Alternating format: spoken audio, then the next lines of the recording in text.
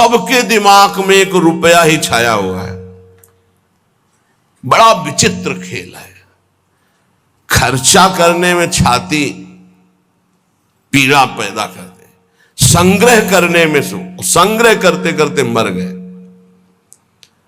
गांव में धन एकत्रित करके दीवाल में गाड़ दिए, मोटी मोटी मिट्टी की दीवालें होती थी, और मर गए। जब दीवाल खुदी तब पूरा जीवन कंजूसी करके समेट करे, या बैंक बैलेंस में जमा करते करते गणना में सुख का अनुभव हो रहा है, इतना इतना और जमा, इतना और जमा, मर गए।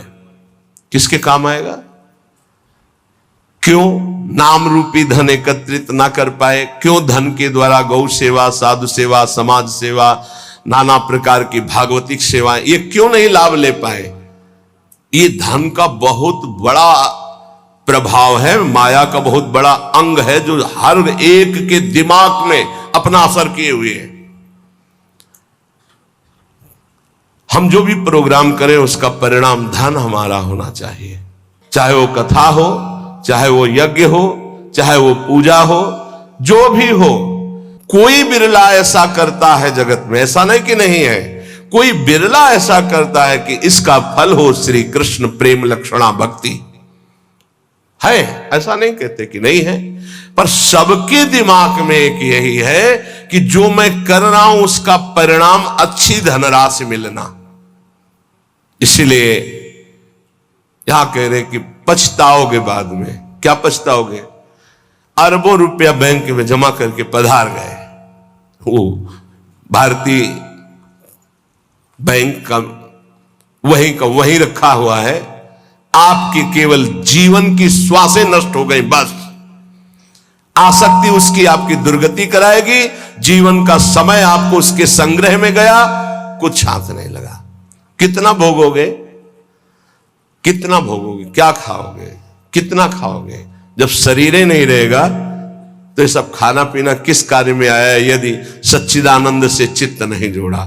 इसलिए पछताओगे यदि धन की प्रधानता जीवन में रही। और आप सच्ची मानिएगा, आप जितने लोग बैठे हो, विचार करके अभी देख लो, वृंदावन की भूमि में बैठे हो। हम नहीं कहते कि सबके दिमाग में होगा, लेकिन आप देख लो, प्रधानता हर क्रिया के परिणाम में धन प्राप्ति की लालसा। हर क्रिया, साधु संग कर रहे हैं तो ऐसी कुछ आशीष हो जाए कि धन प्राप्ति हो जाए। हम ठाकुर सेवा, ठाकुर दर्शन, उपासना, सबका परिणाम एक धन की तरफ रहता है। सबका परिणाम। कोई बिरला ऐसा होता है जिसके दिमाग में धर्म होता है कि मैं जो भी करूंगा धर्म पालन के लिए करूंगा, मेरे जीवन का उद्देश्य है समस्त जगत को सुख प्राप्त हो, भगवान प्रसन्न हो जाए, बस। ये कोई बिरला करता होगा, बिरला। वो भक्ति का आडंबर करके, वो वैराग्य का नाटक करके, उपदेश का, व्यापार का, संसार का, चाहे वो परमार्थ हो या व्यवहार हो, दोनों में प्रधानता हमारी रहती है धन की। ये भगवान की प्राप्ति में बहुत बड़ी बाधक बनती है। कंचन देखत को यहां जगत संगाती, तात मात अपने सुख भीने, ललित किशोरी द्वंद मिटे ना, आनंद कंद बिना हरि चीन्हे, मन पचितई है भजन बिन कीने। अब दूसरी बात करें, देखत ही यह जगत संगाती। सबसे ज्यादा संसार में संगाती माना जाता है विपरीत शरीर को। काम, दूसरा है काम, विपरीत शरीर का संगाती। इसके लिए प्राण देने के लिए तैयार है। और जबकि वासना की निर्वासनिक स्थिति भगवान से होगी, किसी शरीर भोग से नहीं होगी। उससे तो जैसे अग्नि में और घी डालते जाओ तो बढ़ती चली जाती है, ऐसे ही वासना की शांति भोग में नहीं, त्यागात शांति अनंतरम। लेकिन ना जानने के कारण पूरे के पूरे जीवन नष्ट हो जाते हैं केवल भोग चिंतन से।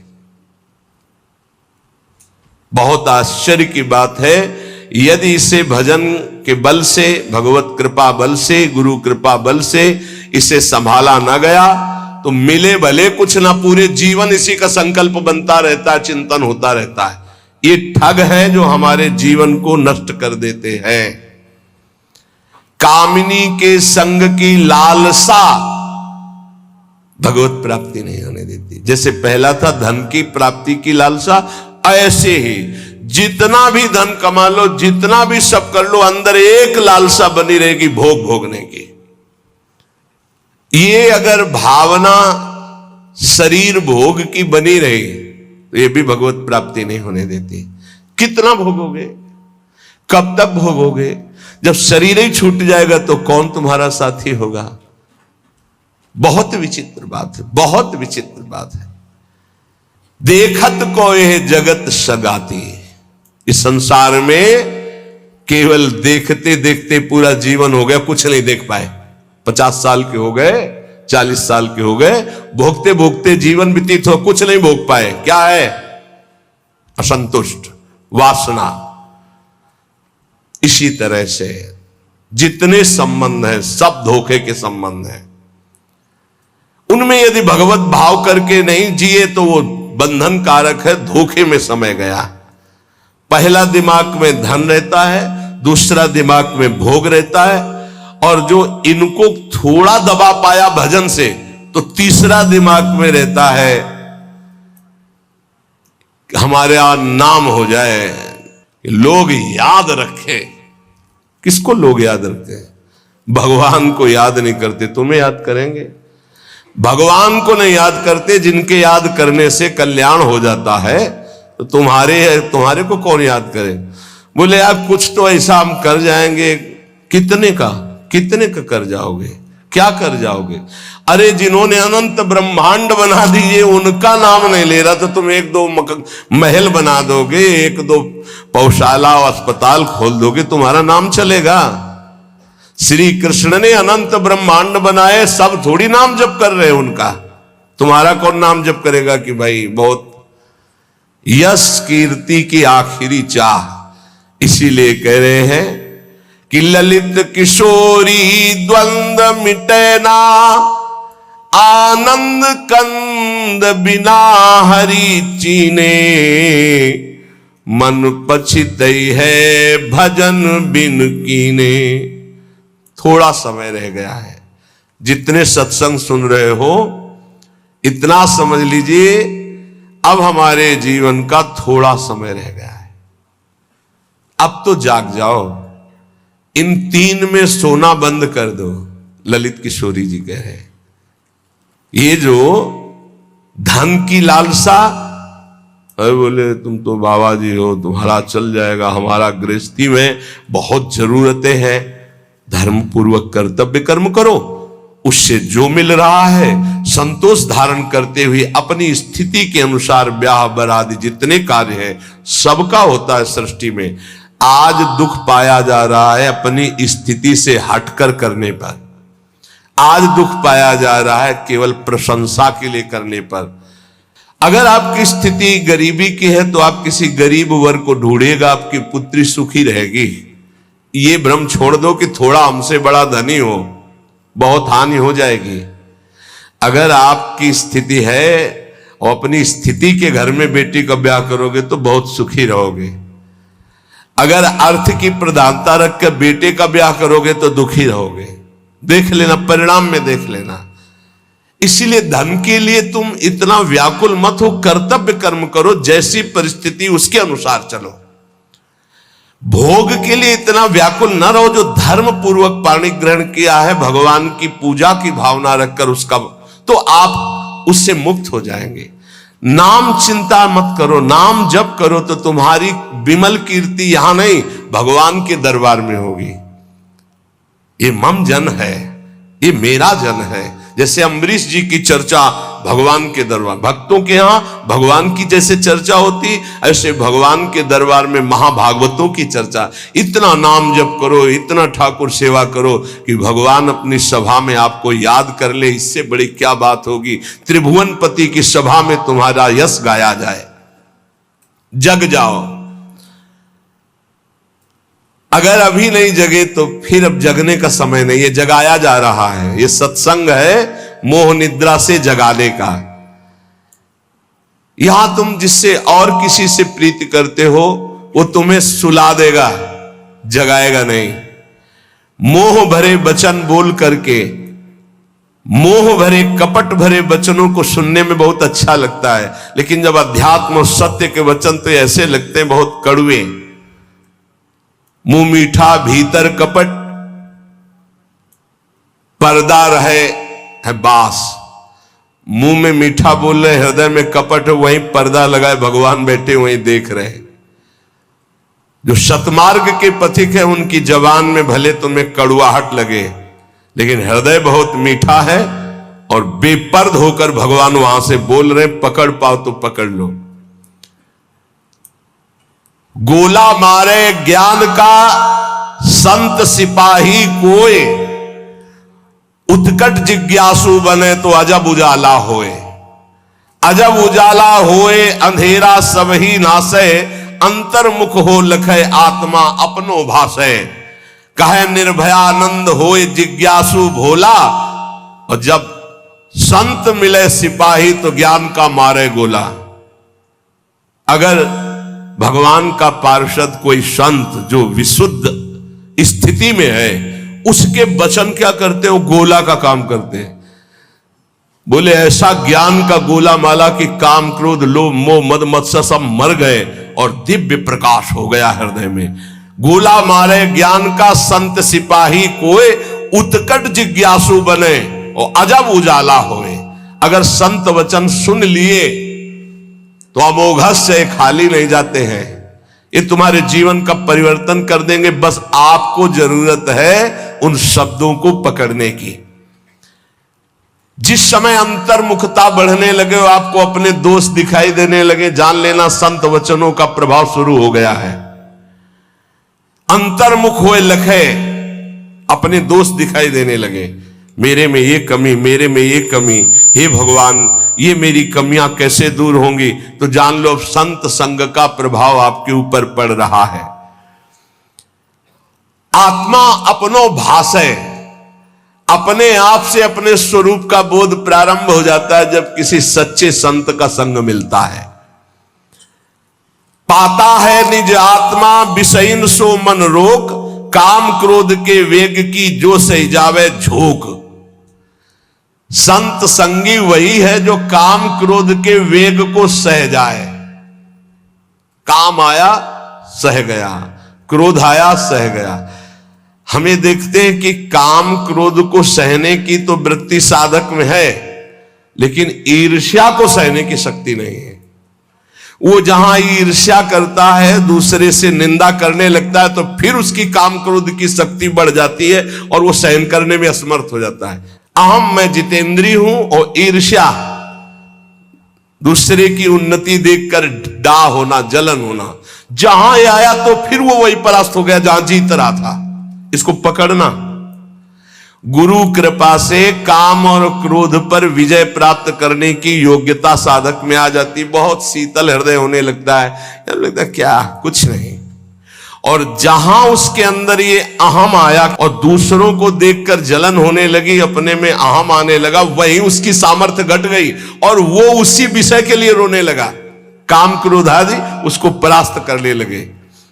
समझना, इस बात में आध्यात्मिक चर्चा है जिससे आपको परम पद मिल जाएगा।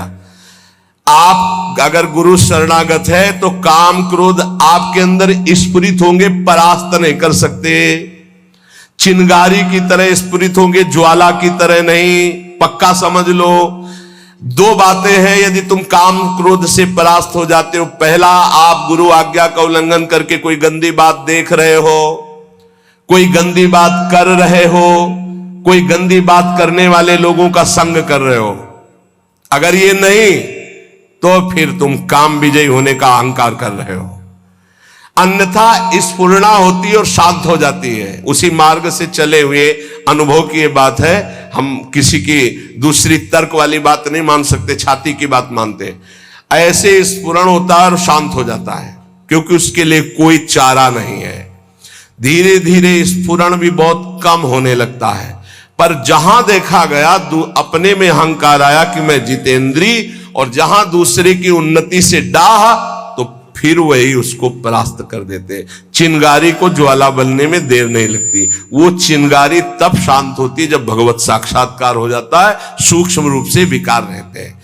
पता है निज आत्मा विषयन सो मन रोक। जब संत वचन रूपी प्रकाश आपके हृदय में हुआ, तो ये जब पता हो गया कि तुम देह नहीं हो, भले अनुभव नहीं हुआ, तो अपने मन को विषय में जाने से रोको।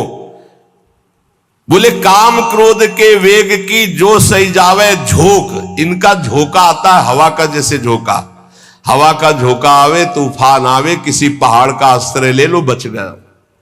छोटी मोटे पेड़ आदि का आश्रय मत लेना, नहीं टूट के गिर जाएंगे आपके ऊपर, वही मार देंगे। क्या करना है? पहाड़ का आश्रय। पहाड़ कौन है?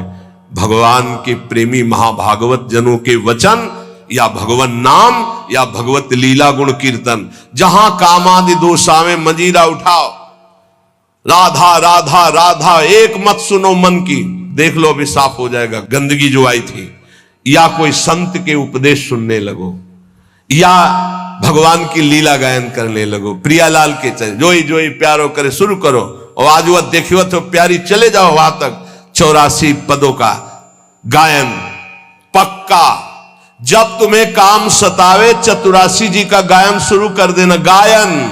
और अगर ना चला जाए तो हमसे बताना, ये निज अनुभव की बातें हैं। चतुरासी जी का फल ही है भवजल निधि को नाव, काम पावक को पानी।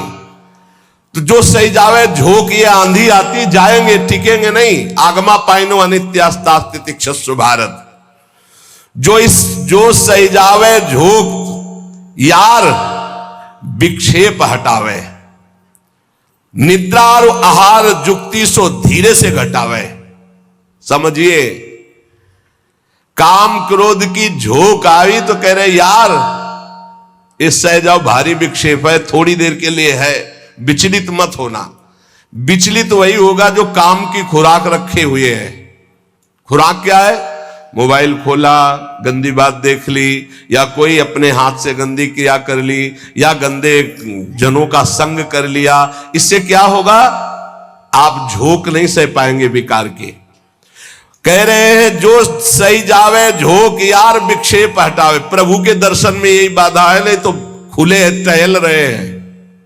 वृंदावन है, यहां खुले प्रभु टहल रहे हैं, बस दृष्टि चाहिए। यार का तात्पर्य बहुत प्रेम भरा शब्द है। मित्र एक बार सह जाए इसकी झोंक को, आगे निकल जाएगा। जो सही जावे झोंक यार विक्षेप हटावे। तो विक्षेप कैसे हटेगा? बोले निद्रा और आहार जुक्ति सो कछु धीरे से घटावे। बस कल भी चर्चा हुई थी निद्रा और आहार को कम करने की, पलटू स्वामी की। इन निर्भयानंद जी बड़े सिद्ध महापुरुष ब्रह्मानंद में डूबे हुई। इन दो पर असर साधक अपना दिखा दे। ये दो सबके ऊपर असर दिखाए, पूरा जीवन व्यतीत हो जाता है। खाना और सोना, अच्छा भोजन और खूब चक सोने को मिले। कह रहे कि अगर परमार्थ का लाभ लेना है तो साधक दो पर अधिकार करे, नींद और भोजन। फिर बार बार कहते हैं अभ्यास अभ्यास। नींद और भोजन, ये दो, निद्रा और आहार। फिर तीसरे पर विजय जो मैथुन, फिर चौथा जो भय। ये चार ऐसे दोष है पूरी सृष्टि को अपने अधीन किए हैं। निद्रा, भय, आहार, मैथुन, ये सब के सम जग उपजाए, सब इसी में फंसे हुए हैं। ऐसा साधक इन चारों पर विजय प्राप्त करनी। निद्रा तब जब आहार पर आप संयम करेंगे। बहुत बार आहार पे चर्चा होती, भाई आहार को संभाल लो, इसको बढ़ाते चले जाओ, एक एक कवल बढ़ता चला जाएगा। इसको घटाते चले जाओ, घटता चला। 400 ग्राम में पूरे 24 घंटे शरीर का सम्यक मेहनत करते हुए पोषण हो जाएगा 400 ग्राम में। यहां यही है कि अगर आप भगवत मार्ग में चलना चाहते हो तो आहार पर संयम करो, तो नींद पर संयम हो जाएगा। आहार पर संयम करो, पर इतना भी संयम न करो कि सीढ़ी चढ़ने उतरने लायक न रहो। उचित आहार लो जितना आपको नींद ना सतावे। ये बहुत बड़ी सिद्धि है। अगर आप निद्रा और भोजन पर शासन नहीं किए तो काम और क्रोध पर शासन नहीं कर पाओगे, पक्का। ये 4 चीजें साधु के जीवन में बिल्कुल शासन में होती। निद्रा, भय, आहार, मैथुन। भय नहीं होता साधु को। साधु का मतलब होता भगवत मार्ग के पथिक, चाहे गृहस्थ हो चाहे विरक्त हो। और नींद पर बहुत शासन होता है और आहार पर बिल्कुल विजयी होता है वो। और वो मिथुन धर्म का त्यागी होता है, चाहे गृहस्थ हो चाहे विरक्त हो। अरे ऐसे ऐसे गृहस्थ हैं अपने ही पास है कि हम उनकी चरण वंदना करते हैं। वृंदावन में शपथ पूर्वक पति पत्नी कसम खाकर ब्रह्मचर्य से रह रहे हैं। सच्ची कहते हैं, हृदय से साधु बनने पर भी पूरे जीवन डर रहा है इसी बात का। और वो पति पत्नी एक जगह रह करके संयम से हैं, हम उनकी चरण वंदना करते हैं, चरण वंदना करते हैं। कोई भी जगत का महात्मा इस बात से डरता है कि संयोग ना हो। वो संयोग में पड़े हैं, एक ही घर में रहते हैं, ज्यादा जगह नहीं तो हो सकता है कोई एक ही आसन में रहते हो, लेकिन बलिहारी कसम पूर्वक ब्रह्मचर्य। और यही नहीं, बाहर भी रहते हुए ऐसे शिष्य है, तब ये लगता है कि भगवान की कृपा अमोघ है, क्या नहीं कर सकती। और आप लोग तो बैरागी हैं। निद्रा और आहार जुक्ति सो धीरे सो कछु घटावे। धीरे धीरे घटाना चाहिए। नींद और आहार, देखो संतों ने कहा है, निद्रा और आहार जुक्ति सो कछु घटावे। कहे निर्भयानंद झूठे जाने सब नाता, विषयन सो मन रोक आत्मा निज का पाता। जब समस्त विषयों पर विजय प्राप्त कर लेता है तो आत्मानंद का उसे अनुभव स्वयं होने लगता है। अष्ट सिद्धि नौ निधि हमारी मुट्ठी में हरदम रहती। ये नाम जापक, ये सांसारिक लाभ की तो बात जाने दो। अष्ट सिद्धि नौ निधि हमारी मुट्ठी में हरदम रहती, नहीं जवाहर सोना चांदी त्रिभुवन की संपत्ति चाहती। भावे ना दुनिया की बातें दिलवर की चर्चा सहती, ललित किशोरी पार लगावे माया की ये सरिता बहती। राधा राधा राधा, सब सिद्धियां सब लाभ आपको प्राप्त है। जो नाम जापक अपने कर्तव्य को भगवान में समर्पित करता है, वो कैसा सिद्ध महापुरुष हो जाता है। जगत गुरु भगवान श्री कृष्णचंद्र जी गीता जी में महापुरुष की स्थिति का वर्णन करते हैं। त्यक्त्वा कर्म फला संगम, बहुत दिनों के बाद है, त्यक्त्वा कर्म फला संगम नित्य तृप्तो निराश्रयः, कर्मण्यभिप्रवृत्तोपि नैव किंचित करोति सः। इसीलिए बीच बीच में रुक जाता है कि बहुत स्थिति का ऊंचा वर्णन यहां है और उसके लिए कुछ साधना चाहिए। जब तक अच्छी साधना नहीं होगी तो सिद्धावस्था को समझ पाना बड़ा कठिन होता है। और ये भगवान की वाणी ऐसे अर्थ पढ़ लेना तो अलग बात है, उसको समझना। त्यक्त्वा कर्म फला संगम नित्य तृप्तो निराश्रया। देखो पहले एक एक शब्द में डूबा जाता है। शास्त्रों का मनन कैसे होता है? निराश्रया, किसी का भी आश्रय न हो। सिद्ध पुरुष कैसा होता है?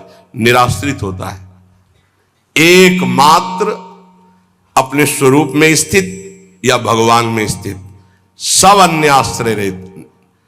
और यहां एकमात्र भगवान ही का आश्रय नहीं और सब आश्रय है। देख लो अंदर से।